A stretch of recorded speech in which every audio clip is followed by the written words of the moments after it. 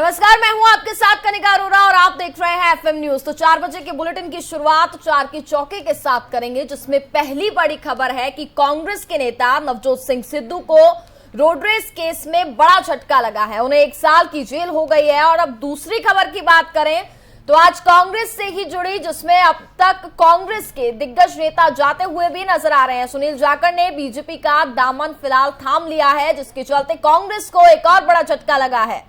वहीं तीसरी खबर की बात करें तो समाजवादी पार्टी के सांसद शफीकुर रहमान के ज्ञानवापी मामले में बिगड़े बोल से जुड़ी यह खबर है।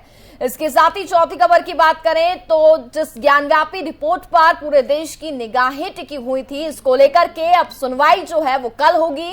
कल दोपहर 3 बजे सुनवाई होगी पूरे मामले पर। तो ये 4 बड़ी खबरें हैं जिस पर हम बातचीत करेंगे। पहली खबर में नवजोत सिंह सिद्धू को आपको बता दें कि 1 साल की सजा हो गई है। काफी 34 साल पुराना मामला यह बताया जा रहा है। इसमें नवजोत सिंह सिद्धू को फिलहाल सजा सुना दी गई है और 1 साल की जेल हो गई।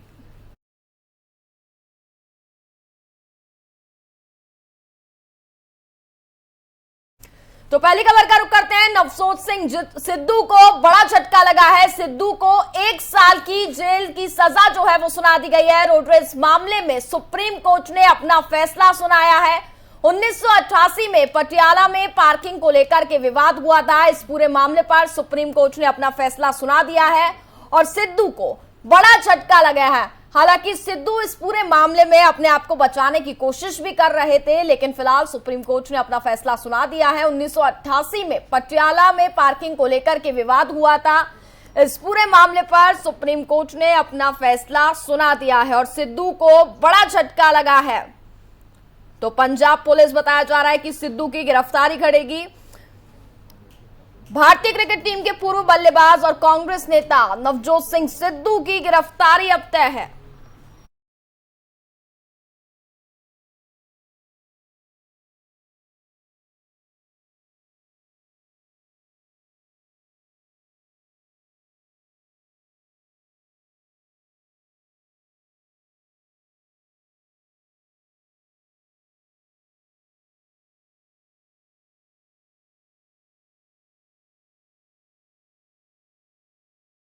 तो सिद्धू को जेल सजा क्यों हुई है, क्या है पूरा मामला? 34 साल पुराने मामले में सिद्धू को सजा हुई है। सिद्धू के खिलाफ रोड रेस का मामला था, इसमें आज फैसला सुना दिया गया है।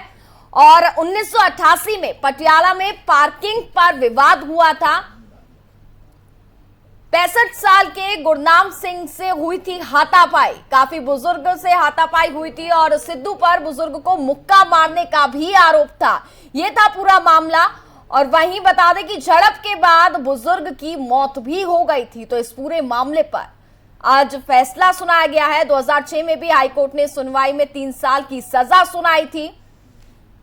34 साल पुराने मामले में नवजोत सिंह सिद्धू को अब सजा सुना दी गई है।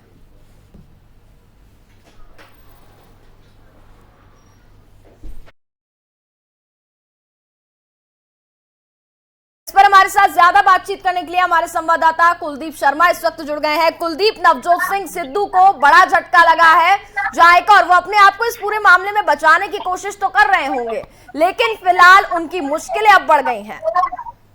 कनिका, देखिए, नवजोत सिंह सिद्धू के पास इस फैसले के बाद बहुत कम रास्ते बचे हैं जिनके जरिए वो इस सजा से बच सकते हैं, क्योंकि ये फैसला जो है देश की सबसे बड़ी अदालत यानी सुप्रीम कोर्ट ने सुनाया है। तो जाहिर सी बात है कि सुप्रीम कोर्ट ही अगर इस मामले में कोई रिव्यू करे अपने फैसले पर, तभी जाकर नवजोत सिंह सिद्धू को राहत मिल सकती है, या फिर सिद्धू जो है इस फैसले पर याचिका जो है वो सुप्रीम कोर्ट में दाखिल कर सकते हैं। यानी सिर्फ अब 2 रास्ते बचे हैं सिद्धू के पास जो उनको जेल में जाने से रोक सकते हैं। लेकिन फिलहाल अभी आज जो सुप्रीम कोर्ट का फैसला आया है 34 साल पुराने एक मामले में, वो फैसला जो है नवजोत सिंह सिद्धू की जिंदगी के लिए सबसे बड़ा झटका है, क्योंकि इस फैसले के बाद नवजोत सिंह सिद्धू को आज ही जेल जाना पड़ सकता है। हमारे पास जो जानकारी है उसके मुताबिक नवजोत सिंह सिद्धू को जो पटियाला की जेल है उसमें भेजा जा सकता है। और अभी कुछ देर पहले नवजोत सिंह सिद्धू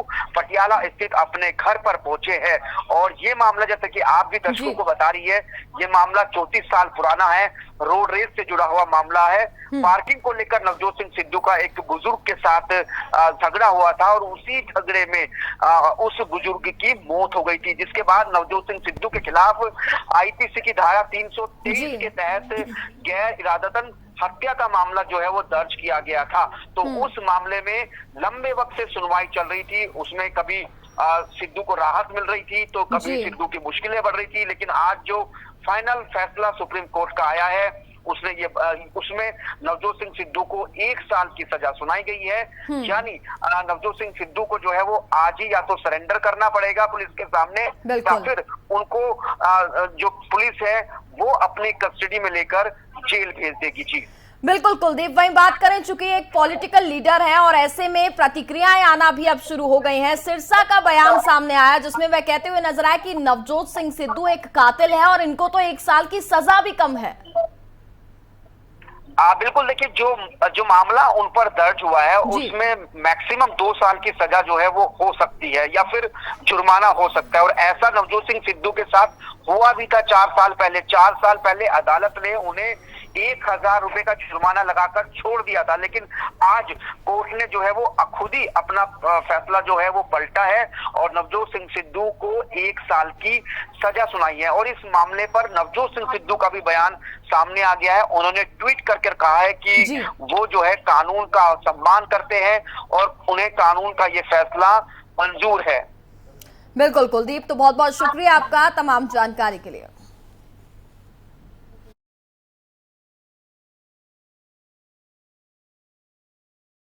नवजोत सिंह सिद्धू ने भी ट्वीट कर दिया है और उन्होंने साफ लिखा है कि मैं कानून का स्वागत करता हूं, जो भी फैसला लिया गया है मैं उसका स्वागत करता हूं। और वहीं लगातार इस पूरे फैसले के बाद भी बात करें तो बयानबाजियां जो है वो भी शुरू हो गई हैं। सिरसा ने एक और ये बयानबाजी दी है। उन्होंने कहा कि नवजोत सिंह सिद्धू एक कातिल हैं और 1 साल की सजा उनके लिए कुछ भी नहीं है। तो फिलहाल सिद्धू के पास अब 2 ही ऑप्शन बचते हैं, या तो उन्हें सरेंडर करना होगा या पंजाब पुलिस उनकी गिरफ्तारी करेगी।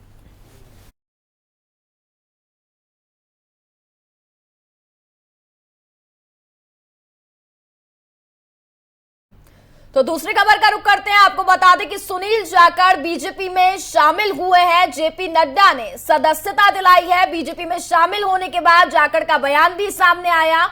उन्होंने कहा कि पुराना रिश्ता किसी वजह से टूटा है। सुनील जाखड़ ने पीएम मोदी की तारीफ की है और साथ ही कई बातें भी उन्होंने कही हैं। सिद्धांतों से हट गई है कांग्रेस। सुनील जाखड़ का यह कहना है पंजाब के लोगों ने बलिदान दिया है, साथ ही हमेशा जोड़ने का भी काम किया है। कांग्रेस से काफी पुराना संबंध था। सुनील जाखड़ ने यह बयान दिया है। 14 मई को जाखड़ ने कांग्रेस को छोड़ दिया था। इसके साथ ही ये बड़ी खबर आप तक पहुंचा रहे हैं। सुनील जाखड़ ने प्रधानमंत्री नरेंद्र मोदी की जमकर तारीफ भी की है।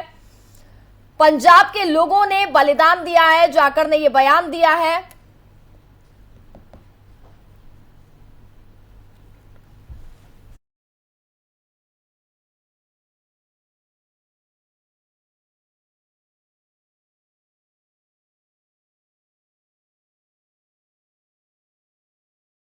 चौदह मई को जाखड़ ने कांग्रेस से इस्तीफा दे दिया था और उन्होंने कहा था कि गुड लक और गुड बाय कांग्रेस। बीजेपी में शामिल हुए हैं सुनील जाखड़। जहां एक और अगर हम बात करें तो कांग्रेस अपने आप को मजबूत करने का काम कर रही है। कांग्रेस चिंतन शिविर चला रही है, अपनी पार्टी को मजबूत कर रही है। लेकिन वहीं दूसरी ओर तमाम दिग्गज नेताओं की अगर हम बात करें तो वो लगातार पार्टी से इस्तीफा देते जा रहे हैं। अब सुनील जाखड़ ने भी कांग्रेस पार्टी को छोड़ बीजेपी का दामन थाम लिया है। साथ ही उन्होंने प्रधानमंत्री नरेंद्र मोदी की भी जमकर तारीफ की है और उन्होंने कहा कि कांग्रेस अपने सिद्धांतों से अब हट गई है। सुनील जाखड़ ने प्रधानमंत्री के साथ ही जोरदार तारीफ भी की है।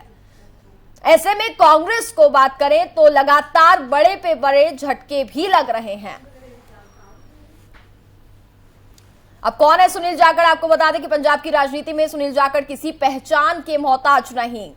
पंजाब की सियासत का बड़ा हिंदू चेहरा है सुनील जाखड़।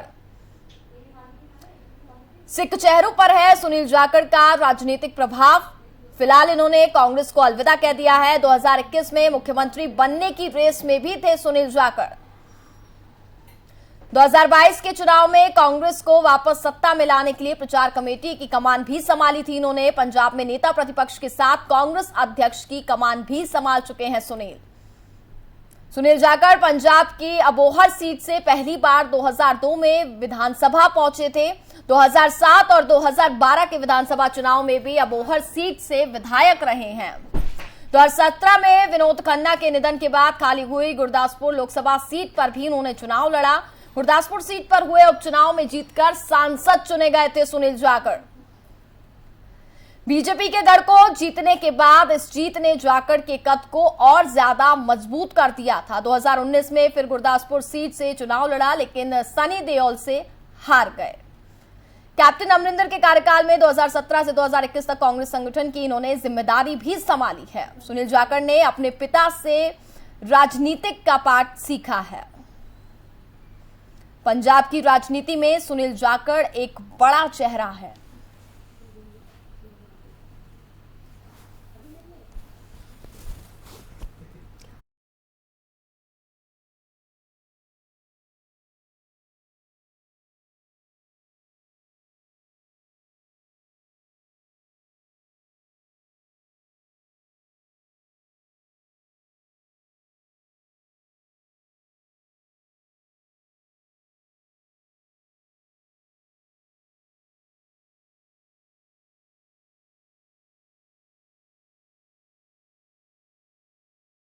में शामिल हो गए हैं। जेपी नड्डा ने बीजेपी की सदस्यता उनको दिखाई है। पहली तस्वीरों में आप देख सकते हैं सुनील जाखड़ बीजेपी में शामिल हुए हैं। क्या अब हार्दिक पटेल की भी बारी है? बड़ा सवाल खड़ा हो रहा है क्योंकि हार्दिक पटेल ने भी कांग्रेस पार्टी से इस्तीफा दे दिया है। कांग्रेस पार्टी को लगातार कई बड़े झटके जो है वो लगते जा रहे हैं। एक और कांग्रेस अपनी पार्टी को मजबूत करने की पूरी कोशिश कर रही है लेकिन लगातार अगर हम देखें तो कांग्रेस पार्टी को कई बड़े झटके जो है वो लग रहे हैं।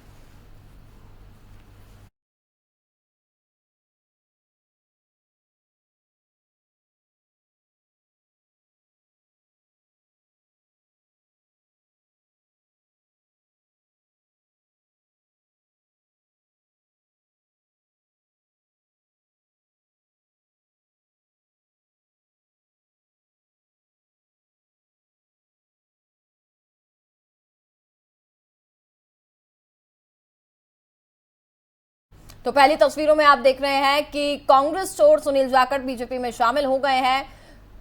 जेपी नड्डा ने उनको सदस्यता दिलाई है पार्टी की। और दूसरी तस्वीरों की अगर हम बात करें चूंकि हार्दिक पटेल ने भी कांग्रेस पार्टी से इस्तीफा दे दिया है तो सवाल अब ये खड़े हो रहे हैं क्या हार्दिक पटेल भी भारतीय जनता पार्टी को ज्वाइन करने वाले हैं? इसको लेकर के भी फिलहाल अब संशय की स्थिति बनी हुई है क्योंकि जहां अगर हम एक और बात करें कांग्रेस अपनी पार्टी को लगातार मजबूत करने का काम कर रही है लेकिन तमाम जितने भी दिग्गज नेता है कांग्रेस पार्टी के वह पार्टी से इस्तीफा देते हुए नजर आ रहे हैं। जहां एक और सोनिया गांधी एकजुटता दिखाने की बात करती है लेकिन तस्वीरें जो है वो खुद ही सामने आ रही हैं। लगातार कांग्रेस पार्टी के कई दिग्गज नेता जाने माने चेहरे पार्टी से इस्तीफा दे रहे हैं।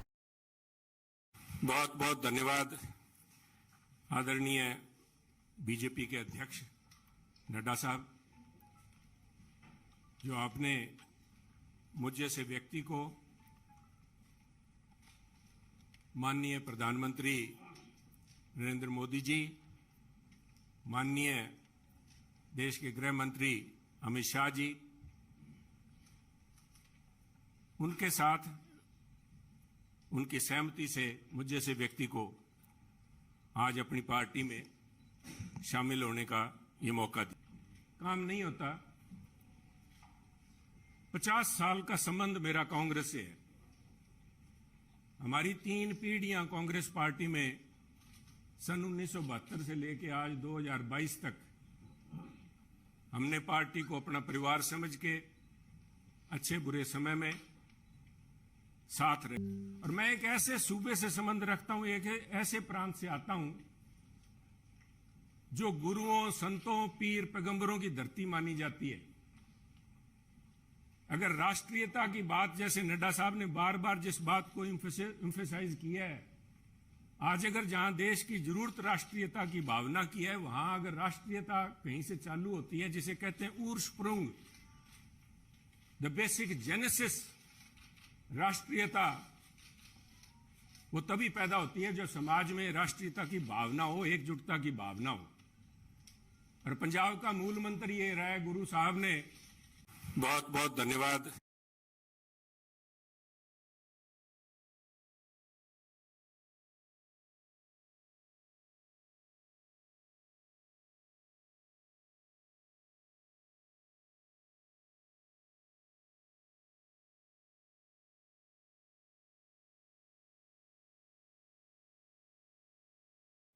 और वहीं आपको सुनाते हैं कि अब जेपी नड्डा ने क्या कुछ कहा। किसानों के नेता, युवाओं के दिलों में जगह, एक ईमानदार छवि के साथ आपने कई जिम्मेवारियों पर काम किया है। आज मैंने आप सबसे पहले भी कहा था कि पंजाब में राष्ट्रवादी ताकतों का जो प्रथम स्थान है वो भारतीय जनता पार्टी ले रही है, और इसलिए आवश्यक होता है कि राष्ट्रवादी विचार रखने वाले सभी लोग भारतीय जनता पार्टी के साथ जुड़े। इस मसले पर हमारे साथ ज्यादा बातचीत करेंगे पंजाब बीजेपी उपाध्यक्ष हर्ष शर्मा जी हैं, और वहीं विजय कौशिक कांग्रेस प्रवक्ता हैं, वो भी हमारे साथ जुड़ गए हैं। सबसे पहले मैं विजय कौशिक जी आपसे सवाल करूंगी, जहां एक और कांग्रेस पार्टी अपने आप को मजबूत करने का काम कर रही है, चिंतन शिविर कर रही है, लेकिन वहीं बात करें तो कांग्रेस पार्टी के तमाम दिग्गज नेता जो हैं वो कांग्रेस पार्टी से ही इस्तीफा दे रहे हैं। आपकी बात पूरी तरह सही नहीं है। ये कह सकते हैं हम कि कुछ कांग्रेस के नेता स्वार्थवश कांग्रेस छोड़कर जा रहे हैं, और जाखड़ जी को सोचना चाहिए था, उन्हें कांग्रेस पार्टी ने बहुत कुछ दिया है, और इन विपरीत परिस्थितियों में कांग्रेस को उनके साथ की जरूरत थी, लेकिन उनका व्यक्तिगत निर्णय है। जहां तक पार्टी की बात है तो पार्टी स्पष्ट रूप से एक बात कहती है कि देश के प्रधानमंत्री माननीय मोदी देश भर में कांग्रेस मुक्त भारत की बात करते हैं, लेकिन भाजपा को कांग्रेस युक्त करते जा रहे हैं। आज भाजपा की आप स्थिति देखें तो ज्यादातर पदों पर कांग्रेस ही बैठे हैं। तो ऐसा ना हो कि भाजपा का कहीं वर्चस्व ही ना रहे, और कांग्रेस से जो लोग भाजपा में गए हैं उनको लालच दे देकर ये लोग लेकर गए हैं, और इसका खामियाजा भाजपा के कार्यकर्ता भुगत रहे। और ये जो भाजपा कार्यकर्ताओं का असंतोष है, ये किसी दिन भाजपा को इस देश से भाजपा मुक्त कर देगा। तो सर, क्या पार्टी की नींव इतनी कमजोर है कि अगर उन्हें लालच दे दिया जाए तो वो कांग्रेस पार्टी छोड़ बीजेपी या फिर किसी भी अन्य पार्टी में शामिल हो जा रहे हैं? देखिए, नींव कमजोर नहीं है, लेकिन जो वर्तमान में जो सरकार सत्ता में है वो किसी को सीबीआई का डर दिखाती है, किसी को ईडी का डर दिखाती है, किसी को कोई लालच देती है, तो साम दाम दंड भेद हर नीति को अपना रही है। और मजे की बात यह है कि जब भाजपा चुनाव में उतरी थी अच्छे दिनों का जुमला लेकर, तो भाजपा ये कहती थी कि कांग्रेस के भ्रष्ट नेताओं को जेल पहुंचाएंगे।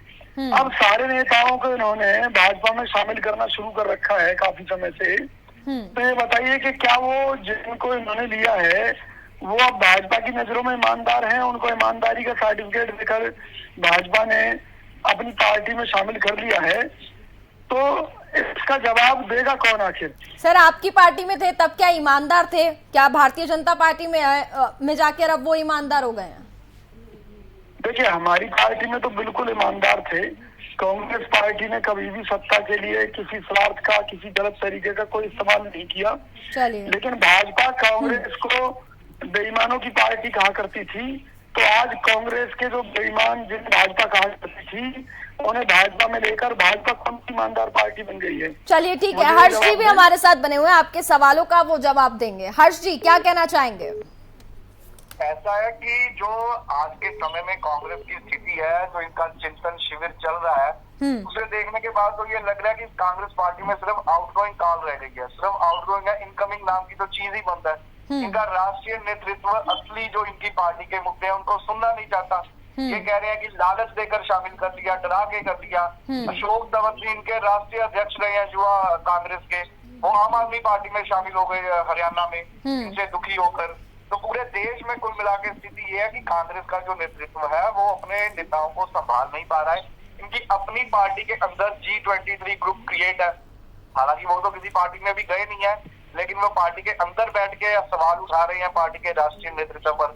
कभी सोनिया गांधी जी अध्यक्ष बनती है, वो हटती है तो बेटा बनता है, बेटा हटता है तो माँ बनती है। ये दरअसल उस चक्कर से बाहर नहीं आ पा रहे हैं और असली समस्या को जानते हुए भी ये लोग इग्नोर करने की कोशिश कर रहे हैं, जो इनकी पार्टी की बुरी हालात के लिए जिम्मेवार है। और ये दूसरों पर आरोप लगाते हैं कि खरीद लिया जी, डरा लिया जी, ये कर लिया, वो कर लिया। सुनील जाखड़ पंजाब में पार्टी कांग्रेस पार्टी के अध्यक्ष रहे हैं। वो आज अपनी प्रेस कॉन्फ्रेंस के दौरान भी कह रहे थे कि उनके परिवार ने 50 साल सेवा की है। पार्टी के बाहर भी सुनील जाखड़ का पंजाब में एक कद है और हम सब जानते हैं, मीडिया जानता है, पंजाब के लोग जानते हैं कि जब कैप्टन अमरिंदर को इन्होंने हटाया तो वो मुख्यमंत्री बनने के बहुत नजदीक थे। ठीक है, इनकी पार्टी में हर्ष जी, विजय जी से हम जवाब ले लेते हैं। विजय जी, गांधीवाद को लेकर के आरोप लगाया जा रहा है और साथ ही अगर मैं बात करूं तो तमाम युवा चेहरा भी रहे हैं कांग्रेस के। अगर हम ज्योतिरादित्य सिंधिया की बात करें, हार्दिक पटेल की बात करें, सुनील जाखड़ हो गए, इसके अलावा कई ऐसे दिग्गज नेता हैं जिन्होंने इस्तीफा दे दिया है। लास्ट कमेंट आपसे मैं लेना चाहूंगी इस पर। मैं ये कहना चाहता हूँ, अभी मेरे भाई अशोक तंवर का जिक्र कर रहे थे, तो अशोक तंवर को पार्टी ने क्या नहीं दिया। उनको यूथ का राष्ट्रीय अध्यक्ष बनाया, हरियाणा कांग्रेस का अध्यक्ष बनाया, सांसद बने कांग्रेस की टिकट से जीतकर। कांग्रेस पार्टी ने हमेशा प्रत्येक नेता को सम्मान दिया है, प्रत्येक कार्यकर्ता को नेता की स्थिति में पहुंचाकर कोई MP बना, कोई MLA बना, कोई मिनिस्टर बना। तो कांग्रेस ने तो बहुत। अब अगर आज वो कांग्रेस का माहौल जो बीजेपी की IT सेल ने खराब कर रखा है उससे भ्रमित होकर जो लोग गलत कदम उठा रहे हैं, निश्चित तौर पर इसके लिए उन्हें आज नहीं तो कल पछतावा जरूर होगा। ठीक है, बिल्कुल हर्ष जी और विजय जी, बहुत बहुत शुक्रिया आपका हमारे साथ जुड़ने के लिए पूरे मामले पर।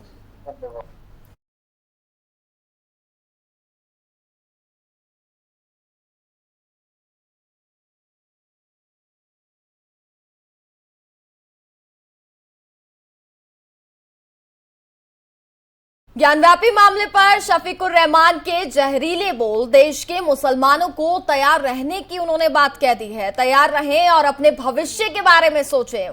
मस्जिद सील हुई तो जाने कुर्बान हो जाएंगी। मुसलमानों के खिलाफ नफरत फैलाने की साजिश की जा रही है। शफीकुर रहमान का यह कहना है, सरकार की ये नीति देश के खिलाफ है, इसे हम कतई बर्दाश्त नहीं करेंगे। शफीकुर रहमान पहले भी कई विवादित बयान दे चुके हैं। सपा सांसद शफीकुर रहमान ने एक बार फिर से विवादित बयान दिया है और मुसलमानों को भड़काने की कोशिश की है। उन्होंने ज्ञानव्यापी मामले पर कहा कि मस्जिद सील हुई तो हमारी जानें कुर्बान हो जाएंगी। अब आपको सुनाते हैं कि शफीकुर रहमान ने क्या कुछ कहा।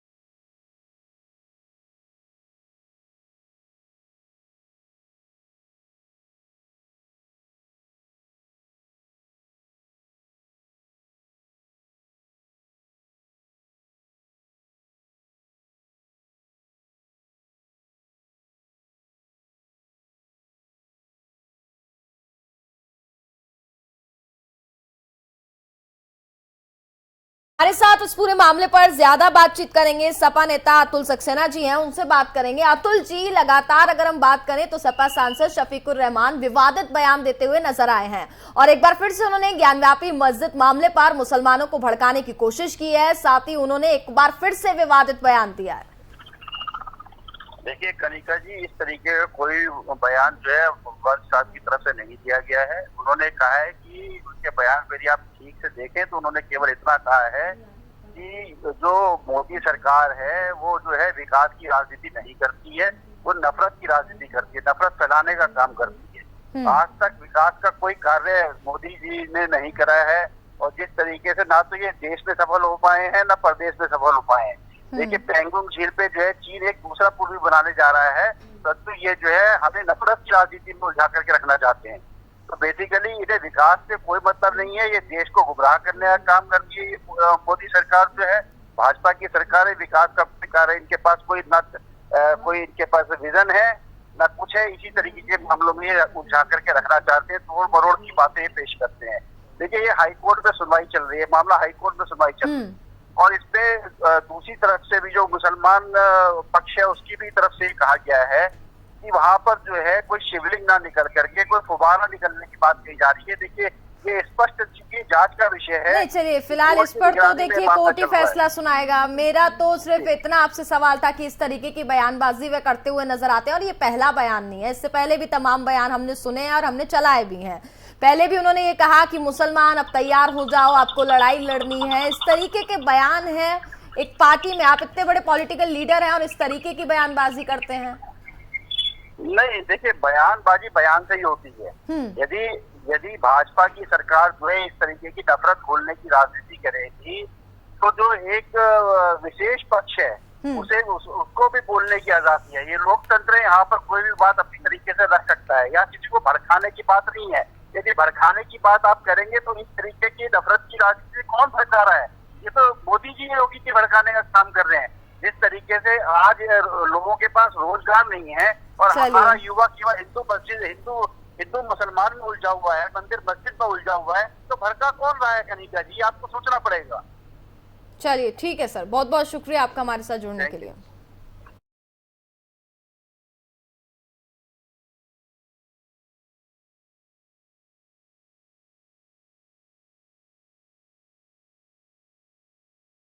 सुप्रीम कोर्ट ने वाराणसी कोर्ट में ज्ञानव्यापी मामले पर सुनवाई पर रोक लगा दी है। अब सोमवार को मामले में वाराणसी कोर्ट इस पे सुनवाई करेगा। सुप्रीम कोर्ट ने कहा था कि जब तक सुप्रीम कोर्ट सुनवाई ना कर ले, निचली अदालत को कोई आदेश नहीं है। तो कल दोपहर 3 बजे इस पूरे मामले पर सुनवाई होगी।